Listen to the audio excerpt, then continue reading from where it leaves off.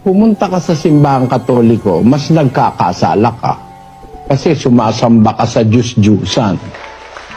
Bawal lang Diyos yun eh. Lumuhod ka sa mga ginawa ng kamay ng tao. Bawal yun eh.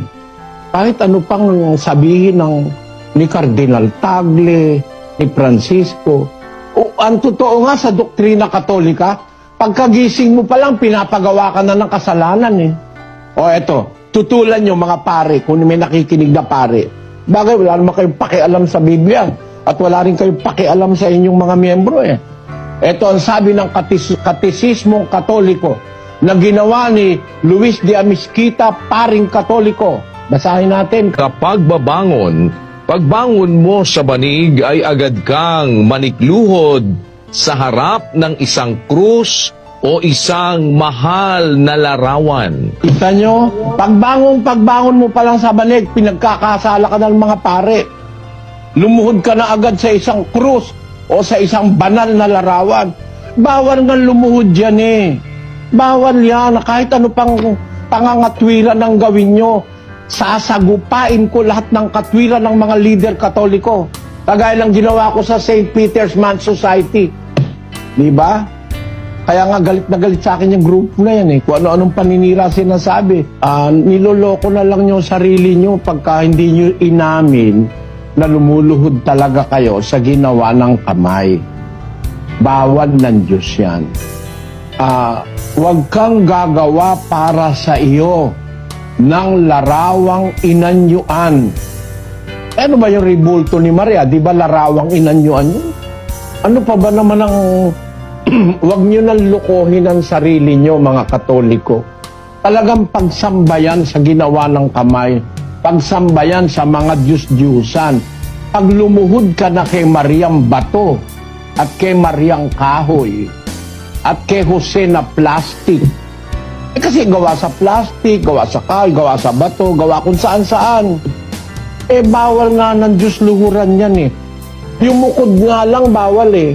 Paglingkuran mo pa, pasanin mo, kandilaan mo, lagyan mo ng bulaklak araw-araw, tapos luhuran mo, saka ka manalangin. Hindi nyo ba matanggap yan, totoo na yan? Nasa Biblia yan, bawal ng Diyos yan eh. 17:29 ng gawa. Pakinggan nyo po.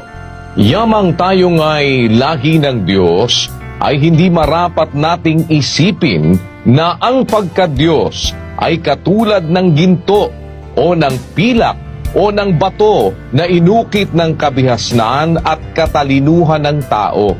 Ang liwanag, ano pa ang paliwanag kailangan mo dyan? Kung naghahanap ka ng totoo, kahit sa harap ng Papa sa Roma sasabihin ko. At lahat ng tumututol, diskusyon tayo. Wala lang patayan. Dala na kasi ako sa diskusyong may patayan eh. Kontik na ako napatay sa bakulor ng mga iglesia ni Manalo eh. Biblia ang gagamitin, sinong pari at arsobispo ng Katoliko magsasabi sa akin na hindi kayo lumuluhod sa ginawa ng kamay? Sapat itong salitang ito para maintindihan nyo, ang pagluhod kay Mariang Bato ay mali, ayaw ng Diyos.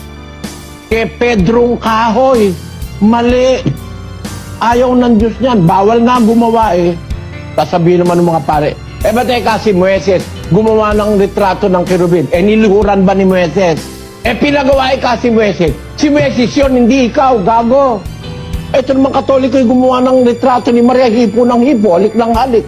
Halik ng halik kay Jose, halik ng halik kung kanino. Mag-isip nga kayo, mga kababayang Katoliko, pati itong mga pare, maawa kayo sa inaakay nyo.